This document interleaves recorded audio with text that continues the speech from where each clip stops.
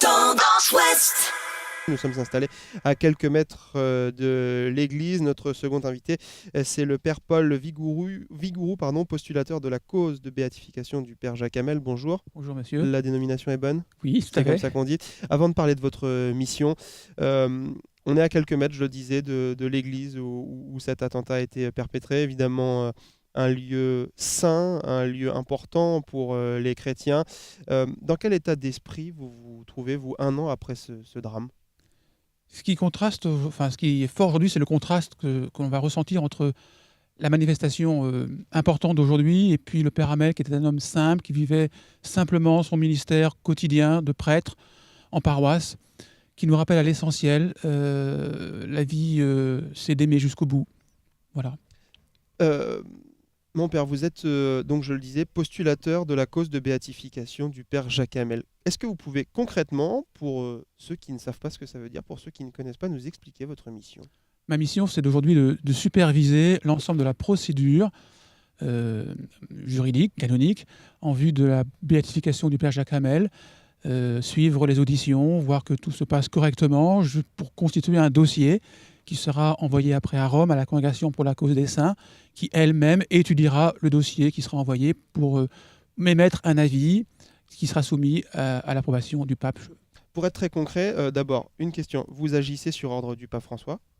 En fait, c'est l'archevêque de Rouen qui m'a nommé postulateur, et j'ai ensuite demandé à l'archevêque de Rouen qu'il ouvre une procédure de béatification. Et deuxième question, très simple, toute cette procédure, c'est pour que tout le monde, tous ceux qui nous entendent comprennent bien, c'est pour que le père Jacques Hamel devienne un saint? Devienne en première étape bienheureux. Un bienheureux. Voilà, qu'il soit déclaré bienheureux, ou qu'il soit comme un exemple aussi de vie pour tous nos compatriotes aujourd'hui et tous les chrétiens à travers le monde. Sa vie simple, une vie marquée par la bonne nouvelle de Jésus qu'il avait accueillie pour grandir, pour servir. Le père Hamel a essayé de servir jusqu'au bout. Il avait dit à l'archevêque qu'il ne quitterait pas son ministère, qu'il resterait en paroisse pour baptiser, marier, continuer à accompagner les personnes.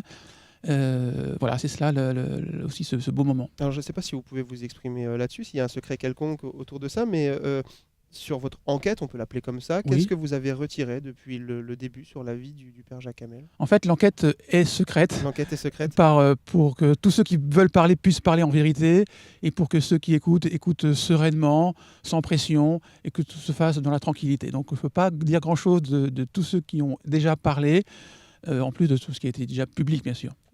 En tout cas, ça fait partie des informations à retenir, que cette enquête, elle est secrète et elle est longue aussi, je crois. Elle va durer 2 petites années à Rouen, le temps d'auditionner les 70-80 témoins qui ont été proposés. Vous savez, il y a à peu près 4 témoins par mois. Chaque témoin, c'est une demi-journée. Vous faites le calcul, il faut à peu près 20-22 mois.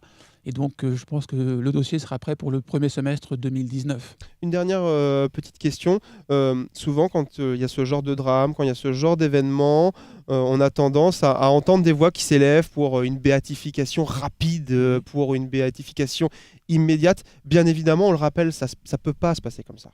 Alors, le pape a quand même octroyé le délai des 5 ans, qui a été très raccourci, pour que l'on puisse démarrer assez vite, qu'on puisse entendre les témoins du drame, tous ceux qui ont entendu, qui ont vu ce qui se passait, qui sont âgés. Non, la cause, même si elle dure 2 ans à Rouen, c'est déjà très rapide. Habituellement, vous savez, l'Église, elle prend son temps de regarder, de scruter, de voir une vie humaine, de voir comment cette vie elle a été marquée par la bonne nouvelle de Jésus, pour la proposer après en exemple à ceux qui nous entourent. Merci, père Paul Vigourou. Je rappelle que vous êtes le postulateur de la cause de béatification du père Jacques Hamel. Tendance Ouest.